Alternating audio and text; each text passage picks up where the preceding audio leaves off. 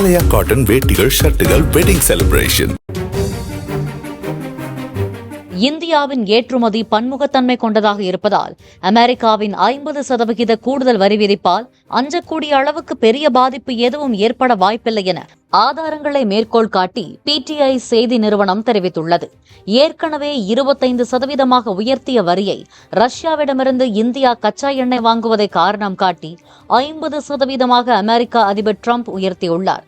Make in India 2.0 திட்டத்தை விரைவுபடுத்தவும், விநியோக சங்கிலியை வலுப்படுத்தவும், ஏற்றுமதி சந்தைகளை பன்முகப்படுத்தவும் இந்த காலகட்டத்தை இந்தியா பயன்படுத்திக் கொள்ள முடியும் என்று பொருளாதார வல்லுநர்கள் தெரிவித்துள்ளனர். இந்தியா அமெரிக்கா இடையேயான நீண்டகால உறவில் ஒரு தற்காலிக சிக்கலான காலகட்டம் இது என்றும் நீண்டகால ஆதாயத்துக்கான வழிகளை இது ஏற்படுத்தும் என்றும் அவர்கள் நம்பிக்கை தெரிவித்துள்ளனர்.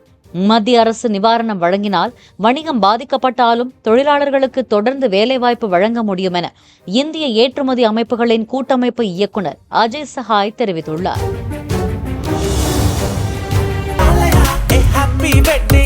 ஆலயா காட்டன் வேட்டிகள் ஷர்ட்டுகள் வெட்டிங் செலிப்ரேஷன்.